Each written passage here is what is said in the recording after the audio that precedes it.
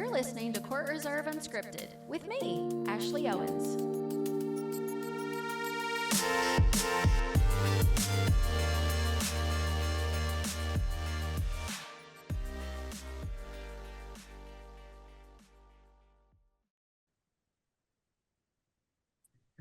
Hey, Ashley. Hi, Evan. How are you? Good. How are you? I'm great. Thanks for coming on and talking to me about public booking today. Of course. So it sounds like you guys are really busy.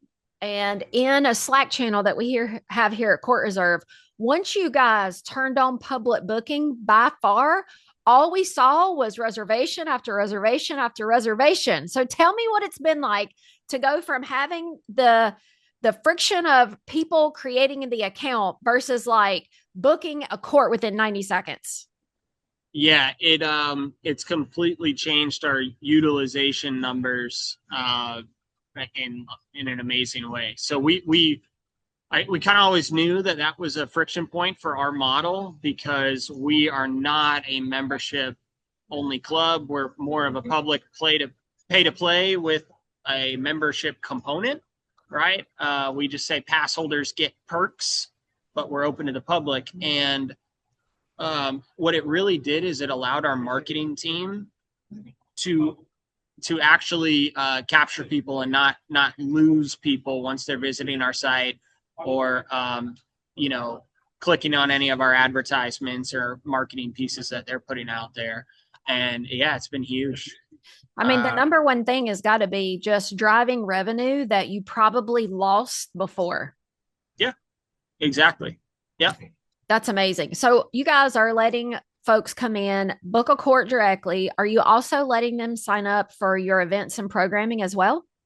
Yeah, and it's been interesting to see, like in Orlando. So we've selected certain events that we have public booking enabled on, and especially like our open plays, our intermediate open plays, our advanced open plays, beginner, that are kind of, I don't want to say more vanilla programs, but they're just that, right? They're kind of generic. They're for everybody, and in Orlando, we're seeing a lot of people using public booking to sign up for that, which is nice. In Charleston, we aren't seeing that as much, but we're just seeing tons of court reservations. So it's interesting to see the two different markets, like how it's affected both. But yeah, it's been so good. A lot less sessions where there's open slots, a lot longer wait lists, which is presenting its own set of problems. But good yeah, problems. It's great. Yeah, good problems for sure. Hey, I'll take a wait list any day at Old Coast Pickleball. Yeah. Yeah. So I hear that you guys are moving and shaking. I hear you got some additional locations opening. Tell us about that. Yeah, so we got Nashville opening in April. So we were hoping to open in March, but construction process and all that.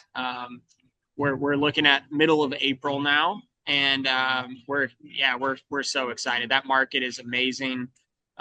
There's crazy demand for pickleball courts there. There's really only one other facility about 25 minutes from us, and we're right in the middle of Brentwood, which is a suburb right outside of Nashville. 15 minutes from everything downtown. It's a good spot. So we're really excited. And then after that, we've got a franchisee opening in Conway, Arkansas, which is tracking sometime in June. And then another franchisee opening in Buffalo, New York, sometime.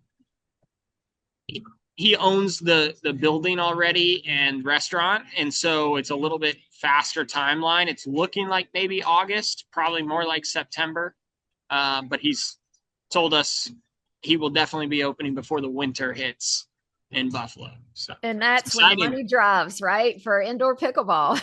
Yeah. So what do you see using CourtReserve and using public booking in the future? How do you see that like transforming your franchisee owners and your locations? I imagine it would be getting them people in the door, you guys launching with public booking, because that's just going to fill your courts up faster and get people in the doors quicker. Yeah, no, it's just that. I mean, even what's hilarious about this was, so we have a perk to our player pass called a last minute court reservation. And the way that works is if there's an open court within the hour, our pass holders are able to rent that for $5, right? Which is a great deal. What's funny is how much public booking has changed our pass holders' behavior, because they already get 20% off of court reservations. And the whole model was built off of competition, right? If we get to a certain player base number, people will start renting courts because they can't rely on that court being available at 4 or 5 o'clock in the afternoon. And we're seeing just that. So we're seeing a lot of our pass holders that used to just kind of wait until an hour before and be able to snag a court. Now they're reserving a court, hours ahead of time or days ahead of time, because all these public bookings are coming through and reserving. And we're able to do that with our model because we're not charging let's call it $100 to $150 a month like most clubs are. Ours is at $48, and it's a nice balance. The player base is not upset. They understand that we're open to the public, and so we don't have to kind of fight that objection that I think others might. So for us, it's been literally the perfect addition to what we were already doing with you guys. So we're so excited that you got it out. Yeah, Very we're helpful. really excited too. I'm so happy to hear. And again, just to see all of the momentum for all of the bookings and stuff, I mean, happy players, happy owners, right? Oh yes.